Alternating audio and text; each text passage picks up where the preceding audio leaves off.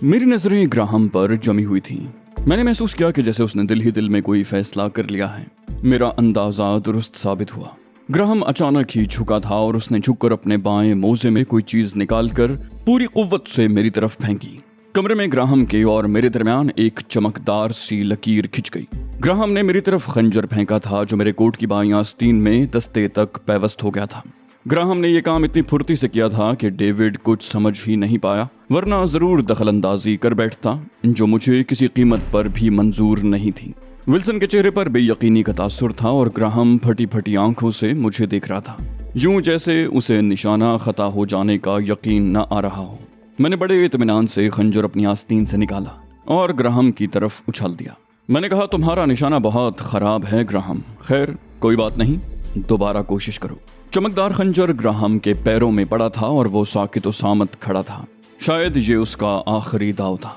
वो यकीनी हरबा था जिसके बेखता होने का उसे कामिल यकीन था। दफतन उसने भर्राई हुई आवाज में कहा, मुझसे मसालेहत कर लो, मैं तुम्हारा हर मुतालिबा पूरा करने को तैयार हूँ। मैंने मजे का खेज अंदाज में कहा, बस इतना ही दमखम था। अभी तो मैंने स्टार्ट भी नहीं लिया था, सिर्फ तुम्हें ही मौका दिए जा रहा था। ग्राहम ने सर को झुकाकर कहा, मुझे विल्सन की बात मान लेनी चाहिए थी। सब कहते हैं कि विल्सन मुझसे ज्यादा अक्लमंद है। शायद लोग ठीक ही कहते हैं, वो वाकई मुझसे ज्यादा अक्लमंद है। मैंने उसे गौर से देखते हुए कहा, तो फिर अब तुम्हारा क्या इरादा है? खुद को गिरफ्तार करने के लिए पेश कर रहे हो या नहीं?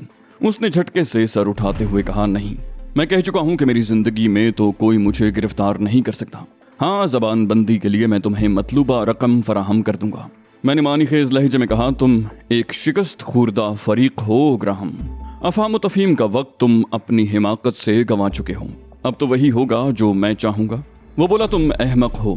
अपनी जिस्मानी बर्तरी के बायस इस जोम में मुब्तला हो गए कि मुझे गिरफ्तार कर लोगे, लेकिन ये तुम्हारी भूल है।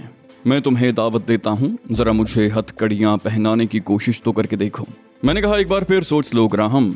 मुमकिन है अब भी मेरी बात मान जाने की सूरत में तुम कुछ ऐसे फवायद हासिल करने में कामयाब हो जाओ जो तुम्हें वैसे मयस्सर नहीं आ सकते।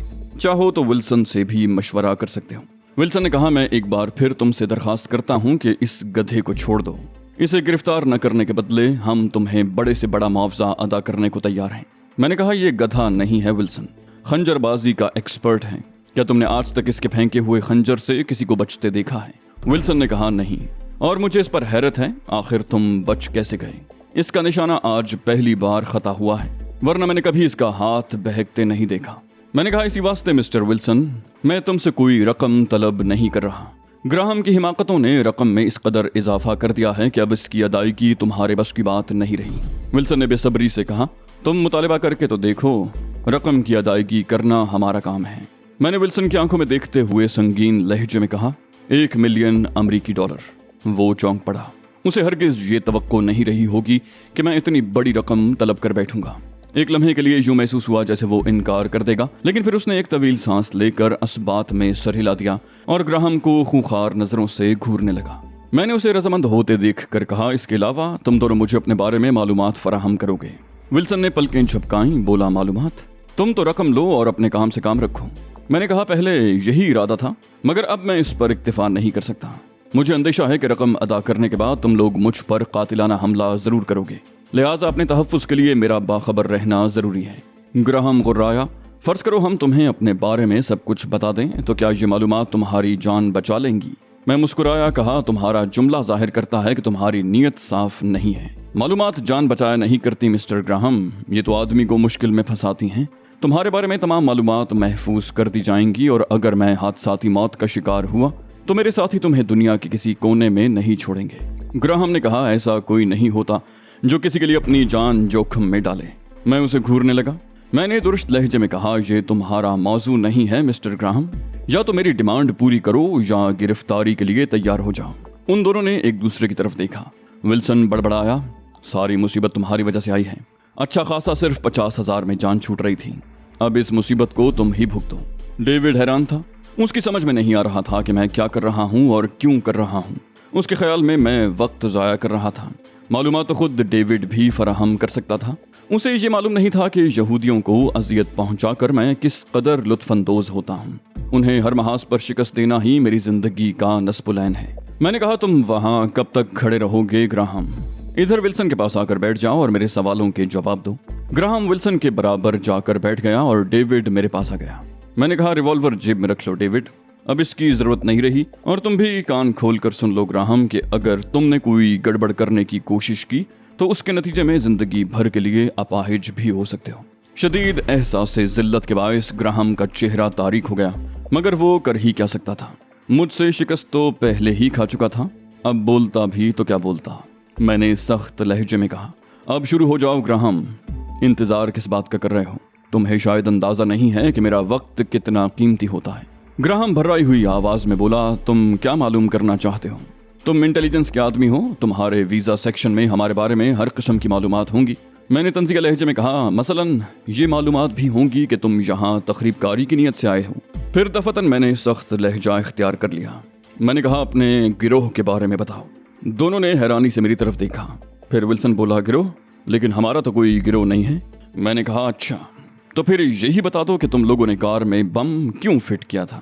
इस बार फिर विल्सन ने कहा, वो जाती दुश्मनी का मामला था, उसके बारे में मालूम करके तुम क्या करोगे? मैंने कहा, मेरी मालूमात के मुताबिक उस कार में 2 अफराद सफर कर रहे थे, एक मर्द और एक औरत। उन दोनों में से तुम्हारी दुश्मनी किससे थी? विल्सन ने तेजी से कहा, औरत से। शायद तुम भी उसे जानते होगे, उसका नाम तहजीब मैल्कम एक्स है। एक जमाने में वो ग्रीन पोल नामी तंजीम में हुआ करती थी। मैंने मानी खेज लहजे में कहा, उस औरत के साथ एक आदमी भी तो था, क्या तुम उसे नहीं जानते? वो दोनों चौंक पड़े। विल्सन ने नफी में सर हिलाया, फिर बड़े राजदाराना अंदाज में बोला, कौन था वो? मैंने कहा, जो कोई भी था अब इस दुनिया में नहीं है। इग्निशन की घुमाते ही कार के चीथड़े उड़ गए थे और साथ ही उन दोनों के भी। मेरी बात सुनकर उन दोनों के चेहरों पर सुकून की जो लहर नजर आई, उससे मुझे अंदाजा हो गया कि वो अपनी कारकर्दगी के नतीजे से अब तक बेखबर ही थे। विल्सन ने कहा, सुनो, हम तुम्हें हर किस्म की जरूरतों से बेनियाज कर सकते हैं। तुम बहुत बासलाहियत आदमी हो, छोटी मोटी ब्लैकमेलिंग करके तुमने खुद को महदूद क्यों कर रखा है? हमारे साथ रहोगे तो शहजादों की सी जिंदगी बसर करोगे। मैंने कहा, शहजादों की सी जिंदगी? मेरा अंदाज ऐसा था जैसे मेरे मुंह में पानी आ रहा हो। फिर मैंने नफी में सर हिलाया, कहा, नहीं, तुम्हारे साथी ने मेरी तौहीन की है और इस पर शर्मिंदा भी नहीं है। ग्राहम ने तरंग में आकर कहा, अरे मैं तुमसे माफी मांगता हूँ मेरे दोस्त। वो तरंग में क्यों ना आता? आखिर उसने अली यार खान को मौत के घाट उतारने का कारनामा सर अंजाम दिया था। ग्राहम ने दोबारा कहा, मैंने तुम्हें दिल से माफ किया। मारे खुशी के वो उल्टा बोल गया, बोला, अरे नहीं, मैं दिल से तुमसे माफी मांगता हूँ। मैंने अपना दिल बिल्कुल साफ कर लिया है। अगर तुम मेरे दोस्त बन गए तो मैं खुद को खुशकिस्मत समझूंगा। मैंने उलझे हुए अंदाज में कहा, तुम्हारी बात पर कैसे यकीन करूं? कुछ देर पहले तो तुम मेरी जान के दुश्मन हो रहे थे। वो बोला, उसे भूल जाओ, मैं भी भूल चुका हूँ। तुमने हमें उस औरत की मौत की खबर सुनाई है, मेरा जी चाह रहा है तुम्हारा मुंह मोतियों से भर दूं। मैंने कहा, मैं तो बहुत साफ दिल का आदमी हूँ, अगर तुम्हारे दिल में कुछ नहीं है तो मैंने भी तुम्हें माफ किया। अब मैं सिर्फ $50,000 पर ही इक्तिफा करूंगा। विल्सन हंस पड़ा, बोला, बड़े जबरदस्त कारोबारी आदमी हूँ, अभी तक धन सवार है। मैंने कहा, ये मेरा साइड बिजनेस है, अगर इसकी तरफ से गफलत बरतूंगा तो नौबत फाकों तक आ सकती है। विल्सन ने कहा, मैंने तुम्हें अपने साथ काम करने की ऑफर की थी, मगर तुमने उसका कोई जवाब नहीं दिया। मैंने कहा, सोचे समझे बगैर मैं कोई काम करने का आदी नहीं हूँ। पहले तुम हर बात तफसील से बताओ, उसके बाद मैं गौर करूंगा, तभी कोई फैसला कर सकूंगा। विल्सन ने सर हिलाया, बोला, माकूल बात है। तो फिर ऐसा करो, कल इसी वक्त आ जाओ, हम तुम्हें काम के बारे में भी तफसील से बता देंगे और रकम भी तुम्हारे हवाले कर देंगे। मैंने नफी में सर हिलाया, कहा, रकम वाली बात गलत है, कारोबारी मामलात में उधार करना पसंद नहीं करता। वो बोला, अरे ये उधार कहाँ है भाई, हमारे पास ट्रेवलर्स चेक हैं, कल तुम्हें कैश करा के दे देंगे। मैंने सर हिलाया, कहा, ठीक है, लेकिन याद रखो कि वादा खिलाफी नहीं होनी चाहिए, वरना नताइज के जिम्मेदार तुम लोग खुद होगे, मुझे इल्जाम मत देना। कमरे से बाहर आते ही डेविड फट पड़ा, ये तुमने क्या किया? इन लोगों को तो छोड़ना ही नहीं चाहिए था। मैंने कहा, मैंने इनके गिर्द घेरा तंग किया है डियर डेविड, इन बेचारों की औकात ही क्या है, जिस वक्त भी जी चाहा इनकी गर्दन मरोड़ दूंगा। डेविड ने हैरान होकर कहा, तुम औकात की बात कर रहे हो? जानते भी हो ये लोग कौन हैं? इनका ताल्लुक एगलर के डेथ सेक्शन से है। मैंने कहा, तुम्हारी बातें मैं बाद में सुनूंगा, पहले मैं एक जरूरी फोन कर लूं। फोन पर मैंने जरूरी हिदायत जारी की, जिनकी रूह से कैप्टन बंस डिले इंटेलिजेंस के महकमे में हनूज मुलाजिम था और 2 रोज की छुट्टी पर था। दूसरी अहम हिदायत ये थी कि असल बंस डिले को उसकी रिहाइश गाह से आर्जी तौर पर हटाया जाए। फोन करने के बाद मैं डेविड के साथ होटल से निकल आया। वो मुझसे बात करने के लिए बहुत बेचैन था। मैंने टैक्सी की तलाश में नजरें दौड़ाते हुए कहा, पहले तुम मुझे ये बताओ कि अब तुम्हें यकीन आया या नहीं कि तुम्हें मरवाने की कोशिश रेंडल ने ही की थी। डेविड ने तेजी से कहा, इन दोनों बदमाशों को देखते ही यकीन आ गया था। मैं इनसे बहुत अच्छी तरह वाकिफ हूँ। खासतौर पर ग्राहम तो बहुत छटा हुआ बदमाश है। कई अफराद को तो महज अपने हाथों से हलाक कर चुका है। मैंने कहा, तुम्हारी बातें सुन सुनकर मुझे हैरत हो रही है। अगर एगलर के डेथ सेक्शन में ऐसे ऐसे गधे पड़े हुए हैं तो दीगर शोबों का तो खुदा ही हाफिज है। डेविड ने कहा, जिस्मानी एतबार से तुमने उन पर बरतरी साबित कर दी है, लेकिन आखिरकार तुम उनके धोखे में आ गए ना। मैं हंस पड़ा, कहा, जरा मुझे भी तो मालूम हो कि मैंने क्या गलती की है। वो बोला, वो तुम्हें एक पैसा भी नहीं देंगे। बहुत मुमकिन है कल तक मुल्क से ही फरार हो जाएं। तुम्हें इसी वक्त इनसे रकम लेनी चाहिए थी। मैंने डेविड को घूरा, कहा, तुम्हारा दिमाग तो खराब नहीं हो गया? तुमने ये क्यों समझ लिया कि मैं इनसे रकम वसूल करने के लिए गया था? डेविड ने हैरत से कहा, फिर किस लिए गए थे? तमाम वक्त तो तुम इनसे रकम की बात करते रहे। तुम्हारा सारा जोर रकम पर था।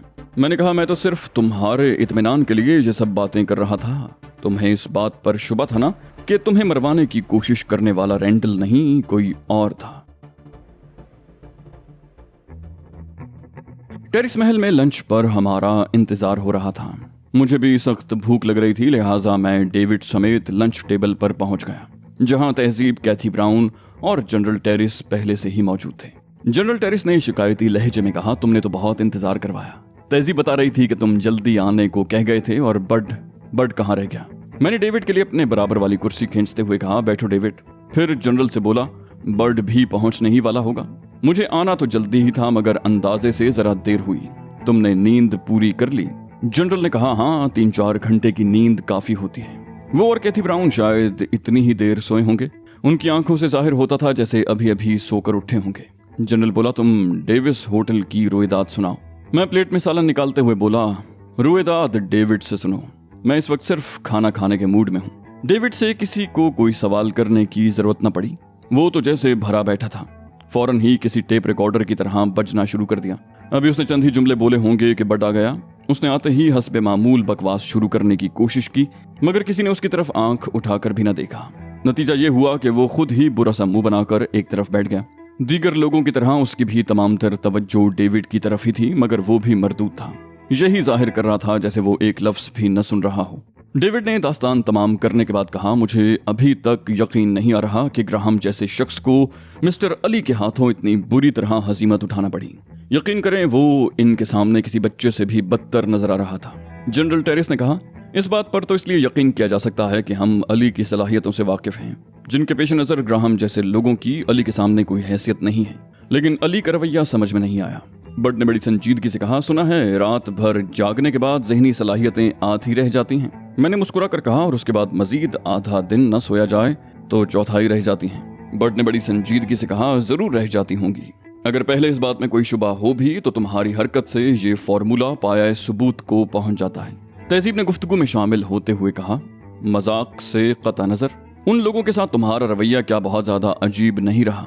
मैंने कहा, बहुत मुमकिन है गुज़श्ता रात की शब-ए-दारी और गैर मामूली सूरत हाल से दो चार होने के बायस मेरी क़ुव्वत मुतफक्किरा मुतासिर हुई हो। मुमकिन है अगर मैं ताज़ा दम होता तो उन लोगों के साथ मेरा तर्ज अमल मुख्तलिफ होता, लेकिन मौजूदा हालात में पूरे यकीन के साथ कह सकता हूँ कि उन लोगों के साथ इससे बेहतर सलूक नहीं किया जा सकता था। बर्ड ने बड़ी संजीदगी से कहा, बिल्कुल किया जा सकता था। उनकी दावत की जा सकती थी, उन्हें सदारती मेहमान का दर्जा दिया जा सकता था, और ये कि उनकी शादी कराई जा सकती थी। मैंने बर्ड को खुशमगी नजरों से घूरा, कहा, बकवास मत करो, हम तफ्तीशी नुक्ता निगाह से बात कर रहे हैं। बर्ड ने चौंक कर कहा, ओह, मैं समझा था यहाँ समाजी नौयत की गुफ्तगू हो रही है। फिर मेरी घूरती हुई नजरों की ताब न लाते हुए जल्दी से बोला, खैर कोई बात नहीं, अब नहीं बोलूंगा। मुझे वैसे भी इन कामों से कोई दिलचस्पी नहीं है। कैथी ब्राउन खिलखिलाकर हंस पड़ी और मैंने बुरा सा मुंह बनाकर कहा, इस किस्म की हौसला अफजाइयों ने ही इसे इस कदर बिगाड़ दिया है। तहजीब ने बेसाख्तगी से कहा, इसे कहते हैं बीवी की तरफदारी। मैं झुंझला गया।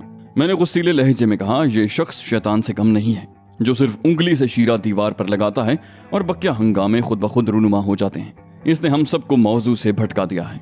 बर्ड ने बहुत आहिस्ता आवाज में कहा, प्रमोशन का शुक्रिया चीफ। मगर मैंने सुन लिया। मैंने भिन्ना कर कहा, प्रमोशन तो शैतान का होगा जिस रोज उसे तुमसे तशबीह दी जाएगी। तहजीब ने हंसकर कहा, दूसरों को रोकते रोकते अब तुम खुद इसके साथ उलझ गए। उसके इस जुमले पर सभी हंसने लगे। उसने मजीद कहा, मुस्तकिल जागते रहने के बायस तुम्हारी खुश मिजाजी रुखसत हो गई है अली। सारे काम छोड़कर पहले तुम अपनी नींद पूरी कर लो। मैंने कहा, ये जागने और जगाने का वक्त है तहजीब। तुम दोस्त होकर मुझे सोने का मशवरा दे रही हो। क्या सब कुछ तुम्हारे अपने सामने नहीं है? मैं कितनी संगीन सूरत हाल से गुजर रहा हूँ। मेरे अजीज तरीन दोस्त जनरल टेरिस ने मुझे यहूदियों का एजेंट समझ लिया और जिसने मुझे इस हाल को पहुंचाया है उसने मेरी हलाकत का मुकम्मल सामान कर दिया। तहजीब ने कहा, मुझे अंदाजा है ली, लेकिन तुम आराम नहीं करोगे तो हालात का मुकाबला कैसे करोगे? मैंने कहा, तुम्हें अंदाजा ही नहीं है तहजीब। तुम सिर्फ ये देख रही हो जो नजर आ रहा है, और जो तुम्हें नजर नहीं आ रहा वो जितना खौफनाक है उसका तुम तो क्या कोई भी अंदाजा नहीं कर सकता। मेरी शख्सियत हर एक की नजरों में मशकूक होकर रह गई है। मोशे हावर्ड ने मुझे हलाक करने के लिए एक कदम उठाया था, वो नाकाम हो गया।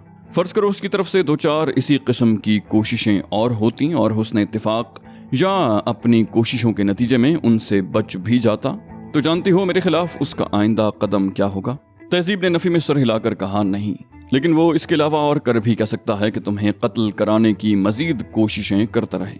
मैंने कहा, ये तो वो करता ही रहेगा तहजीब, लेकिन उसने मेरी शख्सियत की तब्दीली की जो फिल्में बना रखी हैं, मुझे अंदेशा है कि पै दर पै नाकामियों के बाद वो उन्हें तमाम अरब ममालिक के लिए जारी कर देगा।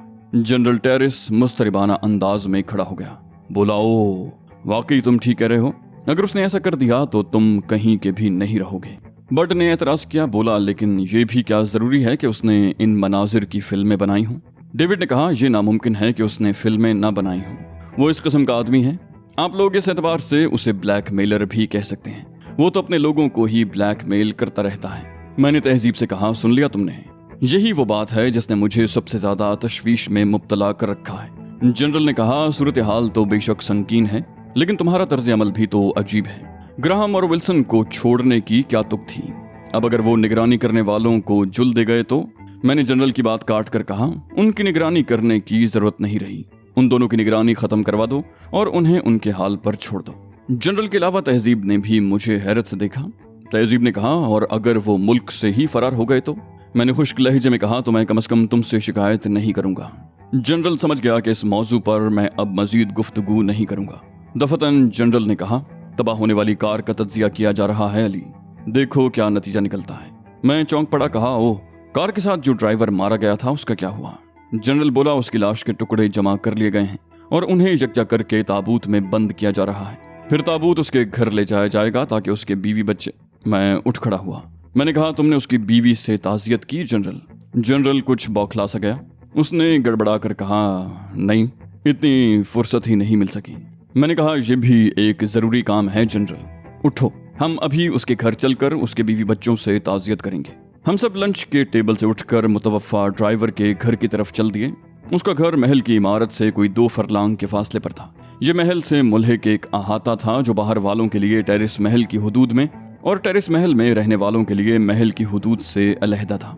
इस अहाते में सर्वेंट क्वार्टर्स बने हुए थे। दोपहर का वक्त होने की वजह से सन्नाटा छाया हुआ था। जनरल को महल के अहाते से बाहर जाते देखकर गेट पर मौजूद सिक्योरिटी गार्ड्स ने जनरल के साथ होना चाहा था, मगर मैंने उन्हें वापस जाने का इशारा किया। वो मेरे महकूम तो नहीं थे, फिर मेरी बात पर किस तरह अमल कर सकते थे? मैंने झुंझुला कर कहा, इन्हें वापस कर दो जनरल, या तुम इस वक्त भी इनकी जरूरत महसूस कर रहे हो? फिर वो लोग जनरल के कहने पर ही वापस गए थे और हम बगैर किसी रहनुमाई के मुतवफ़ा ड्राइवर एडगर के घर की तरफ जा रहे थे। और मजे की बात यह है कि एडगर का घर किसी को भी मालूम नहीं था। जनरल ने चलते वक्त ये मसला उठाया था, मगर मैंने उसे कोई अहमियत नहीं दी थी। छोटी सी जगह में उसका घर ढूंढना मुश्किल न होता।